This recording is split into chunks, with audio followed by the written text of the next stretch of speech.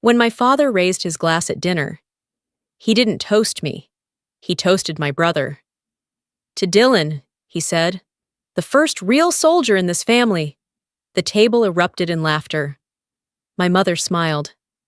And I sat there, silent, watching the people who gave me life erase everything I'd ever fought for. They didn't know that, while they bragged about my brother's SEAL training, I had just come back from signing off a rescue operation that saved 43 men. Men like him. That night, I realized something broke for good. Not in them. In me. My name is Cameron Tate, and this is the story of how my family mocked me in front of the world, until a general stood up and saluted me first. The smell of roasted meat lingered in the air, warm and heavy. Golden light from the chandelier spilled across the table, catching on the polished silverware that clinked in careful rhythm. My family looked like a portrait of comfort, at least, from the outside. My father spoke first, his voice thick with pride. "To Dylan," he said, lifting his glass. "The Tate name is back where it belongs. My son will serve the Navy, just like his old man did." My mother's laugh followed like a rehearsed cue. She filled Dylan's glass to the rim, then turned to me and poured half a measure. "You shouldn't drink too much, sweetheart. You've got work in the morning, right?" "I just got back from Bahrain," I said quietly. "Oh?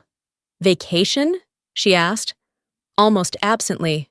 I didn't answer. None of them knew where I'd been, or who I'd brought home alive. My father simply shifted the conversation back to Dylan. "He'll be a SEAL soon. Now that's real service. That's a man's work." I cut my steak and smiled, tasting the salt that wasn't from the seasoning. He added, almost as an afterthought, "Cameron's in the service too, but more the office kind, not the field. Paperwork doesn't count." The fork slipped from my hand. I let the silence hang between us, pretending not to hear the edge in his voice. Inside, I felt the weight of 30 years pressing down, the kind that leaves no visible scar. My mother tried to soften the moment. "You've always been strong, dear. You don't need anyone's approval." If only she knew that strength is lonelier than weakness. I looked at the empty chair across from me, the space where recognition should have sat, and finished my wine in one quiet swallow. Later, when the dishes were cleared and their laughter drifted upstairs, I stopped by my old room. Dust coated the photo of me in uniform, taken the day I graduated West Point. I wiped the glass clean with my sleeve and stared at the young woman inside it. I wasn't invisible. They just never wanted to see me.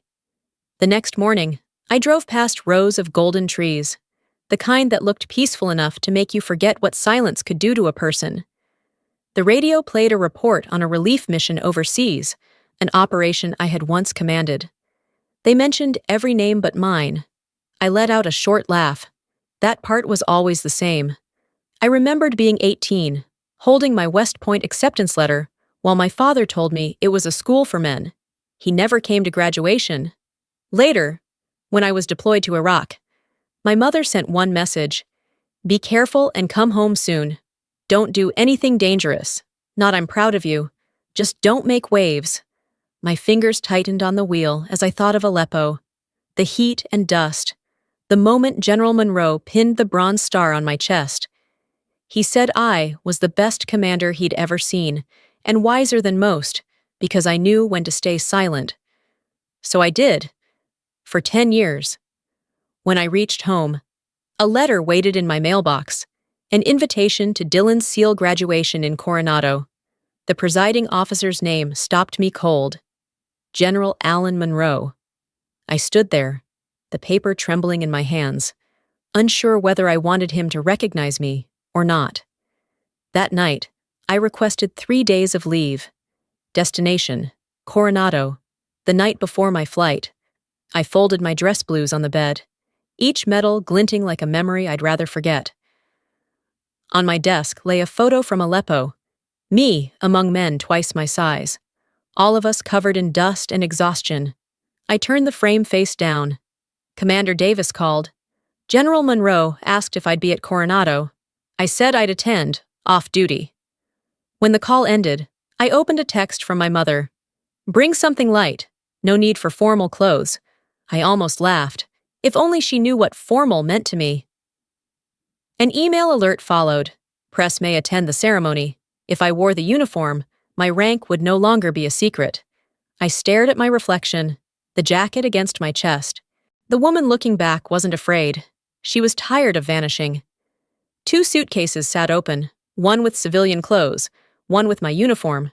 2 lives, 1 truth. I closed the case with a soft metallic click, the sound of a promise. Tomorrow, I would board a flight to San Diego, not as the daughter they pitied, but as the soldier they never saw.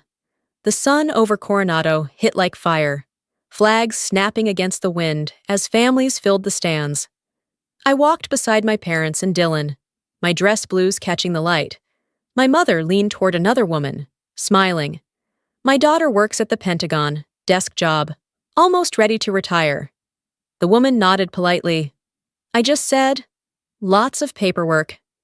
At the gate, a young officer saluted. Good morning, General Tate. My father frowned. What did he call you? I met his eyes. Probably a mistake. The ceremony began. Rows of SEALs stood at attention as General Monroe took the podium. His gaze found mine, recognition flickering after a decade. When he spoke of honor and discipline, he stopped mid-sentence, stepped down, and crossed the field, each step echoing like thunder. He halted in front of me. Brigadier General Cameron Tate, ma'am. It's an honor to have you here. The world froze. Then he turned to the microphone. For those who don't know, General Tate once commanded the mission that saved American lives in Aleppo. The crowd rose to its feet in salute. My mother gasped. My father's jaw locked. Dylan, standing among the graduates, lifted his hand, his first salute to me. When the applause faded, I looked at them and thought, I never hid. They just never looked. After the ceremony, the sea wind felt heavier. My mother rushed to me. Why didn't you tell us? I tried, I said. Every time, he changed the subject. My father's voice trembled. You're really a general? Yes, I coordinate the very SEAL operations you just cheered for. Dylan approached, eyes bright. You led Aleppo rescue? I studied that mission. You're the reason I joined. I smiled faintly. Then do it your way, not mine. By sunset, the photo of Monroe saluting me had gone viral inside the Navy. Messages flooded in. Now they all know. My parents drove off in silence. That night, Dylan called. They're stunned, but maybe starting to see. Good, I said. Let them see from where they stand. The next morning, an email waited. General Tate, we need you in Alaska. Severe storm damage. I stared at the silver stars on my desk. Once, I wanted their eyes on me. Now I wasn't sure they'd survive the glare. A week after Coronado, Washington felt colder. Whispers followed me through the Pentagon halls, part awe, part curiosity. Commander Davis caught me outside the briefing room. General, that video went viral. Everyone's talking. I kept walking. Then we work harder. My inbox overflowed. Congratulations from colleagues. A single email from my mother. We're sorry. We just didn't understand.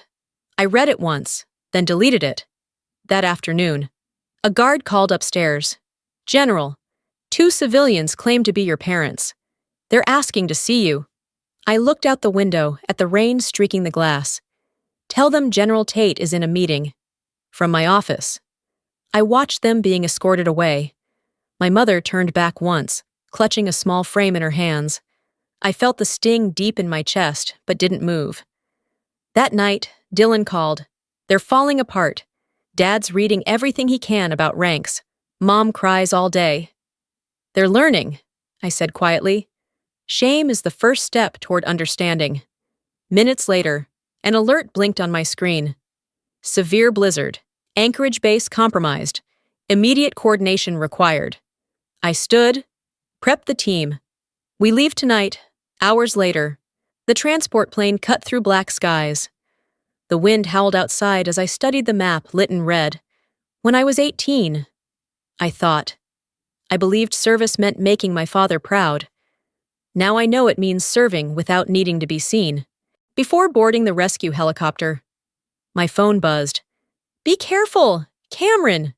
We may have failed you, but we still love you. I folded it shut, staring at the horizon swallowed by snow. Sometimes love comes later than the storm. The blizzard hit like a living thing, wind screaming at 70 miles an hour. Snow cutting visibility to nothing. Squad Alpha, maintain line. Bravo, hold 20 degrees. I ordered over the radio. Static answered back. General, we're losing visibility. Then hold the line by your voice, not your eyes. Thousands of miles away. My parents watched the same storm on TV. The anchor's voice trembled. Operation led by Brigadier General Cameron Tate. My mother cried openly. My father sat frozen. She's out there, he whispered. Alone. We landed hard near the collapsed fuel bay. Snow whipped across our faces. A soldier stumbled. I grabbed his vest. Don't stop. They're waiting for us. Red flares burst through the white, reflecting off my face like fire and glass. 6 hours later, all 43 men were safe. A reporter caught my breathless words on camera. No one was left behind. That's all that matters. The clip aired nationwide, in Virginia. My father rose from the couch, went to my old room, and wiped the dust from my West Point photo. She did what I never could, he whispered. When I returned to D.C., Commander Davis met me at the hangar. You saved lives, General. We saved understanding, I said. That night, a letter waited on my desk. Outstanding leadership under extreme conditions. Recommendation, promotion to Major General. I smiled faintly. Titles don't save anyone, but sometimes they save what's left of faith. Outside, the last snowflake melted against the window. White silence, finally still. 2 months after Alaska. The Pentagon felt quieter than usual. The corridors gleamed under sterile white light, cold and clinical, the opposite of that kitchen where my father once toasted my brother. I had just finished a press briefing when Commander Davis stepped in. General, your parents are here. They're requesting a meeting. I told him to bring them not to my office, but to the standard conference room on the 4th floor. Neutral ground. No warmth. No comfort. Just truth. When the door opened, they looked smaller than I remembered. Swallowed by the brightness. Dylan followed behind, hat in hand, his face unreadable. For 10 seconds, no one spoke. The only sound was the clock ticking, slicing through the silence. My father finally broke it. We didn't know. We didn't understand. How could you keep something like this from us for so long? I didn't hide it, I said quietly. You just never wanted to see. My mother's voice trembled. We're proud of you, Cameron, truly. No, Mom. You're ashamed. Pride belongs to people who paid attention. You didn't. Her tears came fast, and for once my father didn't interrupt. He took her hand instead. Dylan stepped forward, placed his seal cap gently on the table. I never understood what service meant until I saw you in that storm, he said. They loved me in all the wrong ways, and you were hurt because of it. I nodded. No one taught us how to love right. Dylan, we just learned through mistakes. My father reached into his bag and pulled out a yellowed envelope. We found this in the basement, your letter from Bahrain. We never read it, until now. His voice cracked. You don't have to forgive us. Just know I understand now. I don't need an apology. I said, I just need you to stop comparing us. Dylan isn't anyone's replacement. Light reflected off the metal table, catching our faces. 3 generations framed in clarity. The silence that followed wasn't heavy anymore. It felt like peace.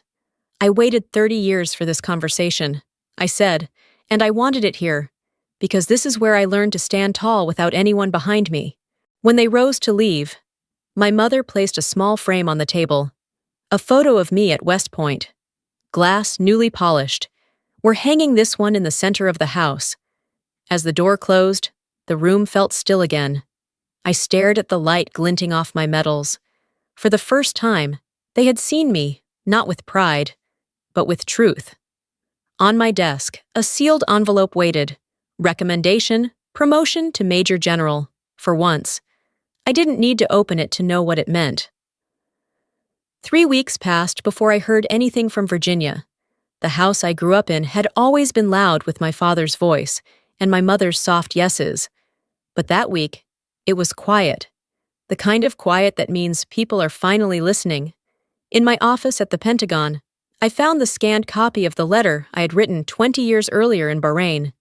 The paper was yellowed, the corners curled, my handwriting uneven from exhaustion. I began reading, unaware that hundreds of miles away, my parents were sitting on their living room couch, reading the same words from the original envelope they had just discovered in an old box in the basement. Our voices met across time, mine steady and calm, theirs breaking with each line. I never wanted to be called a hero.